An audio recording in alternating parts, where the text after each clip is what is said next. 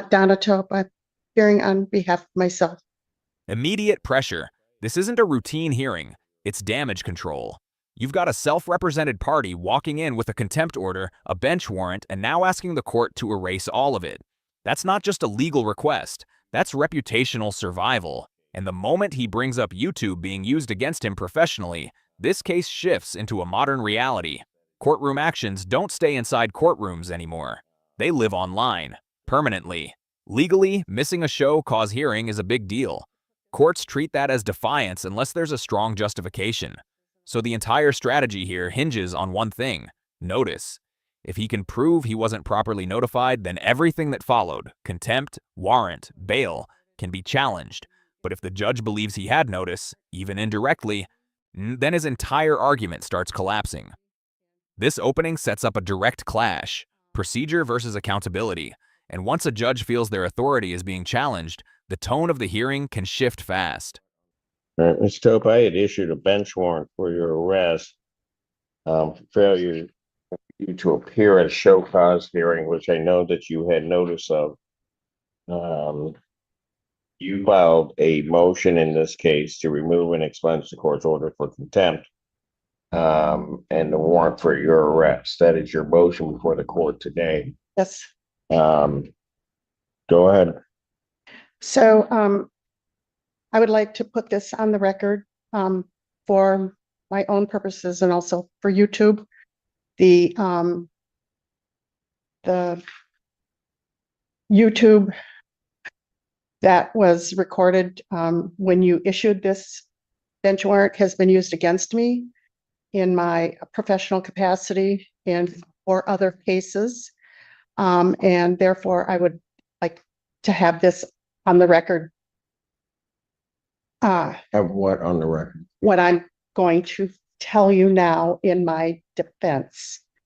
Go ahead. Okay. It's my motion. The following enumerated facts support my motion to remove and expunge from every record, including the YouTube video: A, your order for contempt, your warrant issued for my arrest, and your order to hold me under arrest on $10,000 cash bail. I received the judge's final docket for hearings set for Tuesday, February 3rd, 2026 at my email address on Monday, February 2nd from Ms. Wiedling. I opened the email the morning of Tuesday, February 3rd, because I am a party in a completely different case before this court, and I looked for something on that case on the docket. To my surprise, the docket for 2 p.m. that very afternoon had me listed for a show cause hearing on a case for which I am neither a party nor an attorney. Not having had any notice of appearance for this hearing, I was not able to get to the court in time, so I sent Ms. Wiedling the email, which I attached on my motion as Exhibit A, explaining that to the court. This is where he anchors his defense: timing and access. He's not denying the hearing existed. He's saying he couldn't realistically attend because he only found out too late. That's a subtle but critical distinction. In law, notice isn't just about whether something was sent. It's about whether someone had a fair opportunity to respond. But here's the problem. He admits he saw the docket the same day. That creates risk, because from the court's perspective, even last-minute awareness can still count as notice. Judges often lean on practicality. If you knew, why didn't you act? Also notice the layering: email, docket, physical mail, multiple channels. Even if one fails, another might still establish awareness. That weakens his position. The deeper issue? Courts don't like excuses tied to timing unless they're unavoidable. This is where credibility starts getting tested. I receive all of my business mail at Post Office Box 1283 in Ann Arbor, Michigan 48106. I check my mailbox weekdays after 5 p.m. On Thursday, February 5th, 2 days after the unnoticed show cause hearing on the court's February 3rd docket, I sent Ms. Wiedling the email and photos provided at Exhibit B. The email describes what I received that morning, Thursday, February 5th, 2026, in my post office box, 2 days after the hearing was held. The photos included with my email to the court are of a motion affidavit in order to show cause signed by Judge Simpson, along with the postmarked envelope they were mailed in. Exhibit C is hard copies of those legal papers and the envelope. The motion at number 2, page 1, states, I am being held by the judge in contempt for filing a pleading without my client's knowledge, nor being the attorney of record. At number 3 on page 1, Judge Simpson requests an order to show cause why I should not be found in civil contempt of court.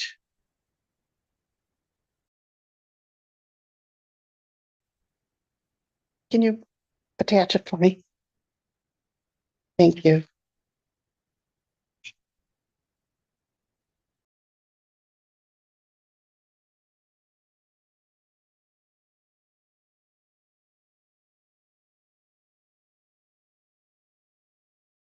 At item 5, page 2, I am ordered to appear before the court on February 3rd at 2 p.m. At 7 on page 2 of the order to show cause, it states that a copy of this order must be served by mail on the person ordered to appear, which is me, at least 14 days before the hearing, which had been set for a hearing on the docket for February 3rd at 2 p.m. The judge's signature is dated January 20th. The envelope is postmarked January 28th.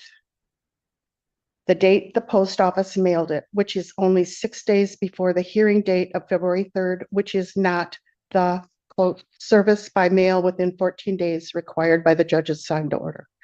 I received the order at my address on February 5th, 2 days after the hearing was held, and only 8 days after it was mailed, which is 6 days shy of the required 14-day notice by mail. Now, this is his strongest technical argument. He's pointing directly at the court's own order, 14 days required, and showing the timeline doesn't meet that standard.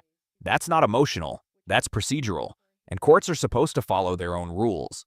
If the order says 14 days and only 6 days were effectively given, that creates a legal gap. But here's the reality. Judges don't always treat these rules as absolute if they believe the intent of notice was still met. Also notice how he escalates the language, excessively punitive bail. That's not just disagreement, that's accusing the court of overreach. That can be risky. Judges tend to push back harder when their discretion is questioned like that. So this moment is powerful, but also dangerous. He's technically right on paper, but tone and framing matter just as much in a courtroom. The facts are that I was not properly served nor properly noticed of the hearing at which Judge Simpson found me in contempt for not appearing. The further facts are that in finding me in contempt for not appearing, Judge Simpson issued a warrant for my arrest and demanded an excessively punitive cash bail of $10,000, or so I was told by a person who was in the courtroom when Judge Simpson put his order for my arrest on the record. Based on what I have provided, the judge's motion and order in the mailing envelope, I am asking for the following relief from Judge Simpson. Please retract, remove, and/or expunge all records of the order for contempt, the bench warrant, and cash bail issued by the judge, so that there is no evidence out on the web that the judge issued the order, the warrant, and the excessively punitive bail. I include court records, transcript records, and the YouTube video of the judge's orders that another attorney alerted me to in cases that I am appearing in 3 other circuit courts, and reissue with proper notice to me the show cause hearing the judge wishes to impose upon me. I am perfectly happy and willing to appear at a show cause hearing if I have proper notice. I did not. This is your proper notice. You had notice. And just like that, the judge shuts it down. This is decisive. Once a judge states on the record that notice was sufficient, that becomes the controlling position in the courtroom. The dynamic changes instantly. This is no longer a debate, it's a ruling. And now everything shifts from was notice proper to what happens next. Then comes the financial angle. The judge explains the $10,000 bond wasn't random. It was tied to consequences caused by his filings. That reframes the situation. Now it's not just about missing court. It's about alleged disruption and cost. And here's the key move. The warrant gets canceled. That's relief. But it's not vindication. The case isn't dismissed, it's reset. This is a controlled de-escalation, not a victory. I will stand on the record that I made that day that you had notice of that hearing and that you failed to appear. And My staff indicated that. You can argue with me all you want, Ms. Toad. What I will do, though, because you have part of the reason that the bond is set in the amount that it was, is because you had basically been removed from the case, this case. You had filed a pleading, you signed it. Your former client had no knowledge of it. that is not, Was delayed. not correct. You want to know what? Do not interrupt me, because then there's going to be a whole other problem. Your client stated on the record they did not have no knowledge of it. Defense counsel or plaintiff's counsel had to respond. The amount of the bond is the amount of billings that the plaintiff had incurred based upon you filing pleadings when you weren't supposed to and the delay that you caused. It was set in that amount. What I will do is I will cancel the bench warrant. I will reset your show cause hearing. So here's your notice for April 14, 2026, 9 a.m. Thank you. This is the judge balancing authority with practicality. Removing the warrant reduces immediate pressure, but resetting the hearing keeps accountability intact. What this tells you is simple. The court still wants answers. Canceling the warrant doesn't erase the allegation, it just pauses enforcement. Also note the instruction to bring witnesses and possibly legal counsel. That's a signal that the next hearing could get more serious. This isn't staying procedural, it's moving towards substance.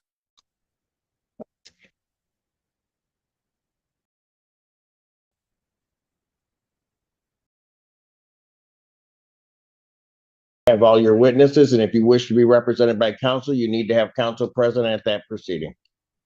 Thank you. Are you understood? Am I understood? Clearly. Thank you. Your Honor, what do you say? Yeah, right here. Yes, in just one moment. That's okay, sir. I think that we have somebody else coming in. What do you want? Hold on, can you, Not yet. where's Bobby and Dave? Bobby's in the back. I don't know where Nate is. They just asked if somebody could come in. Bobby's in the back where? Like the back He back? took Mr. Jackson back. He's back there with Jackson. Do we need something? I guess we need Dave. Please. We'll find him.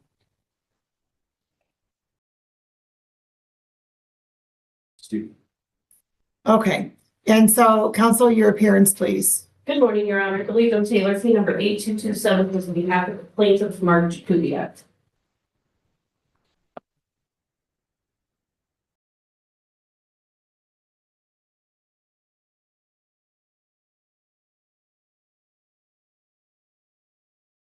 All right, and sir, your name for the record, please.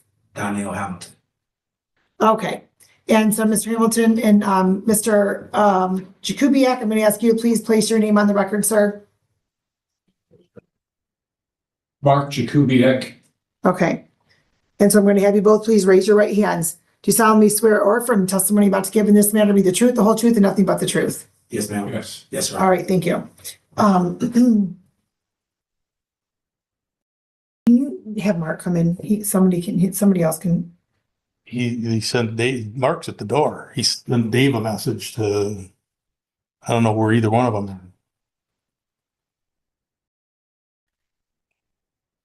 Okay, and so counsel, today's the date scheduled for a hearing in this matter. And you have you spoken to Mr. Hamilton today? Mr. Hamilton and I have not spoken. There's no agreement on this, Your Honor. He did deliver more documents to my office this past week.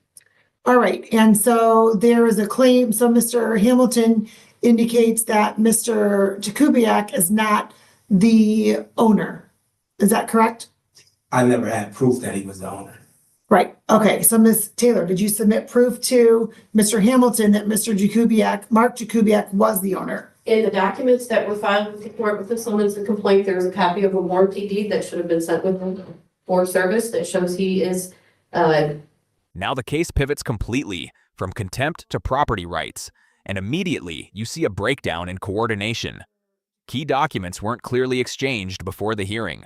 This is one of the biggest mistakes people make in litigation, waiting until court to clarify facts. Judges expect preparation. When that's missing, it slows everything down and weakens both sides. Ownership becomes the central issue, because once ownership is confirmed, everything else, possession, eviction, rights, flows from that. Owner of the property, Your Honor, and I do have that deed with me today. Okay, well, that I asked if you sent that to Mr. Hamilton since the last court date. I did not, Your Honor. Why not? I just assumed it was in the packet, Your Honor. Well, Mr. Hamilton seems to not have that information, which is why I expected that was all documents were going to be exchanged prior to today. Sir, do you have a copy of that in your packet of information? I do. When they sent the court letter from the eviction letter that I got, that's when I was able to realize that it was in that document. But prior to when I asked for it at first, I never knew it before. Sir, you had that all in your I documentation. just got it from those paperwork that they mailed me. That was from, Sir, go ahead, I'm sorry. when did you receive those papers? When I finally went through my mailbox, so I can't remember the exact date, Your Honor.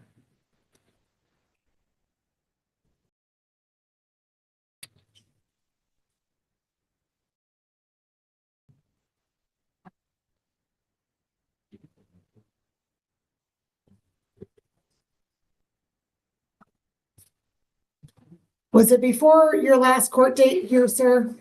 On March 6th? No, it wasn't. I never looked through the whole document, so the only thing I seen was the date of the. Sir, let me see a packet of information that you received in the mail.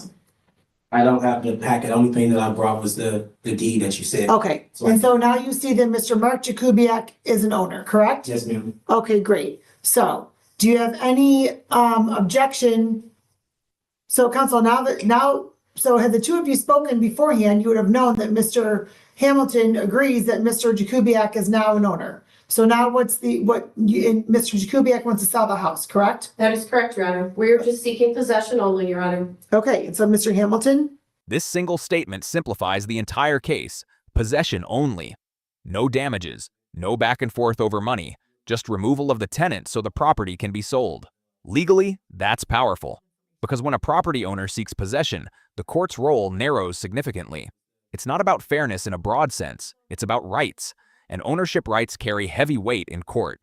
Once the deed establishes ownership, the judge doesn't need to resolve every dispute between the parties. The focus becomes, does the owner have the legal right to reclaim the property? If yes, everything else becomes secondary or deferred. This is why cases like this can feel one-sided. It's not that the tenant has no issues, it's that those issues may belong in a different legal action, not this one. So the reason why, only thing I was seeking, like I asked Mr.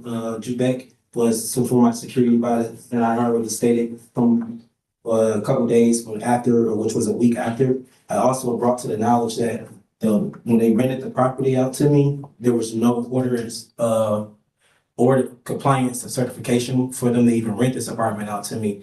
So my only problem was just me getting my security deposit back. And I have both documents stating from 2023 of June 28th of violations and also October 22nd, 2025 of violations of no compliance certificate. Okay, so counsel, Mr. Hamilton's asking for his security deposit back. How much is his security deposit, sir? Sir, how much is your security? Oh, it's 700 on my lease. I'm sorry? 700. 700. Yes, ma'am. So Mr. Jakubiak's asking for his security deposit back. Mr. Hamilton's asking for. I'm sorry, yes. Just to clear the record. Your Honor, Mark Jakubiak has just became the owner. His brother died. The lease agreement was between his brother Francis Jakubiak and Mr. Hamilton. Francis received, if he received anything, we don't know. There's no receipt of any security deposit being paid. That lease agreement is not between my client and Mr. Hamilton. My client is seeking possession only based since his brother died. He needs to sell the house. Okay, Mr. Hamilton, I need you to pause moving all the paperwork because it's affecting the recording. Okay, just because that microphone's very sensitive. Sir, did you file a counter complaint that you're asking for the security deposit? And for what purpose would you need the security deposit since you have not even relocated yet? I would need the security deposit so I can be able to relocate. The reason why I'm asking for it back is because, the money that I do have is going to be completely drained out my bank account. Because as of right now, like I stated when the last time I was here, I'm going through physical therapy and my doctor has me on limited duty at work right now. Okay, So that's one of the main reasons why. all right, and so I can appreciate that, but there's not a legal basis at this point for me to order your security deposit to be returned before you've relocated. This phrase defines the entire outcome. No legal basis. In court, this is everything. Judges don't act on sympathy, logic, or fairness alone. They act on legal authority. If there's no statute, rule, or precedent supporting a request, the judge cannot grant it, even if they personally understand the situation. This is one of the hardest realities for people representing themselves. You can present a strong story, clear hardship, even evidence, but if it doesn't align with a legal basis, it won't succeed. And that's exactly what's happening here. The tenant's arguments are real, but they're not legally actionable within this specific proceeding. Typically, a security deposit can be returned after a person moves out to make sure that the person's entitled to that security deposit. Okay, so I don't have a legal basis or to order Mr. Mark Jakubiak to provide you back with that security deposit. However, counsel, just so you're aware, your client's aware that I'm going to presume that Mr. Hamilton's going to request his security deposit to be returned to him at some point. So I don't know if Mr. Mark Jakubiak is the representative for his brother Francis, or if you are, I don't know, but somebody's going to have to rectify that because that is going to become an issue, it appears. So. Duly noted, Your Honor. Okay, all right. So, Mr. Hamilton, I don't have a legal basis to not grant their request for you to relocate. Could you say that one more time for me? I do not have a legal basis to not grant the request by Mr. Jakubiak for you to relocate from the home because he wants to sell it. Could you break that down for me just a little bit more if possible? Yes, Mr. Jakubiak's the owner of the home. Right. By warranty deed. He wants to list the home for sale. He's requested that you relocate. I don't have a legal basis to not grant that request. So if I have a legal basis to not grant it, then I can consider that, but I don't have a legal basis to not grant that. Whether or not it was properly registered or not, that's not for this court at this time. Mr. Jakubiak's the owner of the home. He wants to sell the house. He needs for the tenants to be removed so he can get the house ready for sale and sell the house. Okay. Okay? So what I'm basically saying is I have no problem with that, and I stated that already back in October sorry for his loss, when his brother first passed away. I stated that when he first passed away, I asked him, can you make repairs to the apartment, or can you give me my security deposit back, and I'll gladly move out of this apartment. Okay, but so you're not entitled to your security deposit to have you move out, right? That's something that happens after you've relocated. I understand. Okay. So the part that I was trying to get an understanding is because like he did say, the young lady just said is that, I didn't have the lease with Mark per se, it was with Francis, his brother. Okay, sir, hold on just a moment. Okay. At this point, right, unless there's some other agreement, you're going to have to move by March 27th. This is the moment everything becomes real. The court sets a deadline. The tenant asks for 45 days. He gets only a few extra days. From a legal standpoint, this is consistent. The court believes notice has already been sufficient for months, so extending it further isn't justified. But from a human perspective, this is pressure. He mentions limited work capacity, physical therapy, financial strain.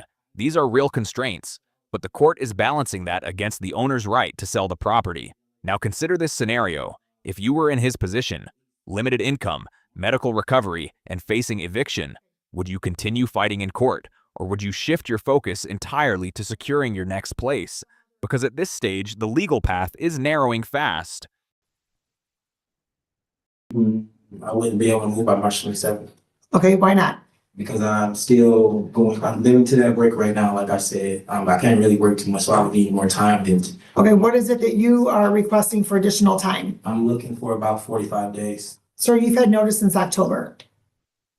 I have not. Counsel, if you and Mr. Hamilton would have spoken beforehand, I wouldn't have to go through this exercise right now. Is there additional time that your client's willing to give Mr. Hamilton? No, Your Honor, my client has not received any rent. He did ask for rent. As he stated at the last hearing, he has approximately $2,100 in his bank account that he has held because he did not pay rent. He has the means to move. My client has a buyer ready to close. We are asking for rent to be issued in 10 days. Okay, well, Mr. Hamilton, I don't have a legal basis to not grant that. You've had notice since October, sir. Ma'am, I have not had it notice since October. I had the notice when I set the notice, and that's when I asked the market to fix the property, maintain the property, and then I could pay the rent. That's when I had to file the police report that I submitted towards you, and then with the threats of everything. I tried to work everything out with the Mark and then also his lawyer. I filed a police report because I was getting made threats of this. Okay, sir. I hear what you're saying, but it is not necessarily relevant to the proceedings today. There's not an agreement for another date for you to move out. What the court will do is the court will indicate this, that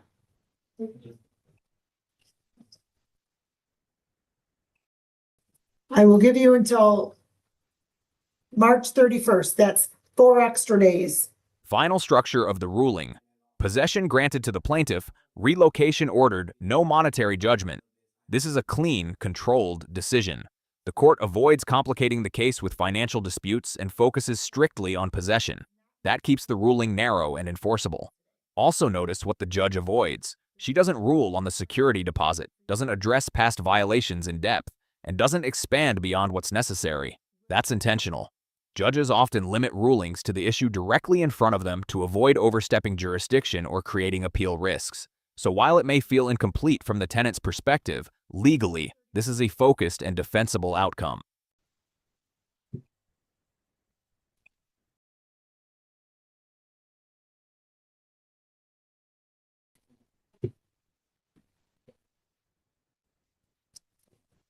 So the court will note that judgment will enter for the plaintiff and that defendant is to relocate by March 31st. No money judgment at this time, and the court's not ordering any, because you're just asking for the defendant to relocate, correct? Correct, Your Honor. Right. So there's no money that's owed or anything of that nature, and that's the order of the court. I'll submit the judgment through NYP filing, Your Honor. All right, thank you. Thank you. All right, have a good day. You too. Have a good day, sir. Please. What's that, sir? And the reason why I was trying to get to, the point that I was trying to get to is this has been a trend with him and his brother before the brother even passed. Hold on, sir, tell me how that's relevant. I'm trying to, Mr. Mark Jakubiec wanting to sell the home. because at this point, it's a retaliation eviction. Sir, the court does not find it's a retaliation eviction. I'm trying to say Mr. that. Excuse me, just a moment, sir. Mr. Jakubiec is looking to sell the home.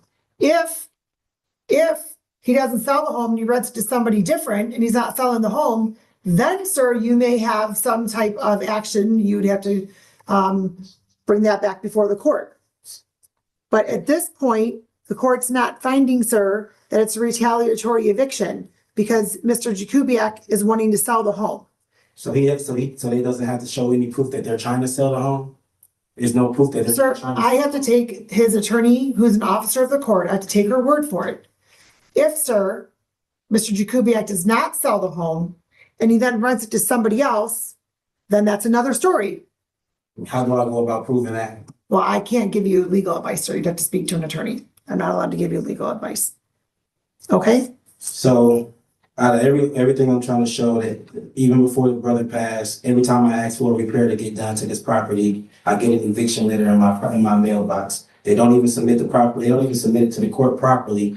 And it's always been like this. I even have my proof. I even have my statements of proof that I paid. Okay, so what that tells me, sir, is that it's not a great property to live at and you'd want to move. I have no problem with moving, but you're just told me like even when I do move, I can't even get my security deposit back. I didn't say that, sir. Well, I misunderstood you. I didn't say that. I Sorry. said today, right? It's too premature to request your security deposit back. There's no legal basis to get that back before you've moved out, Right. right? After you move out, then there's a certain way that you go about requesting your security deposit to be returned.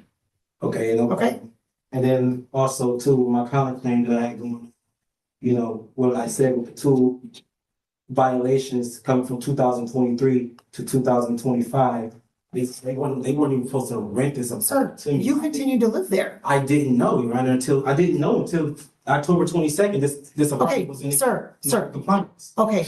I never. How does that affect you relocating for Mr. Jakubiec to sell the home? It affects me because I have to move. Yes, you have to. Still working. I gotta stop everything I'm doing to go find another. Okay, but sir, you've been given much notice that Mr. Jakubiec wanted to sell the home No, I did not. and that he wanted you to relocate. No, I did You've been not. given a much notice, sir. When did you receive your notice to quit? I don't know. I never received anything. Only thing I Okay, never sir, received okay. anything until I got. If you think that it's a retaliatory eviction and Mr. Jakubiec does not sell the home and then rents it to somebody else, then you can bring that back before the court. Otherwise, the court's made its order, its ruling. Okay, Judge. good luck to you, sir. We're on the record in the matter of Richard Custer versus Jenny Garcia, 2600002.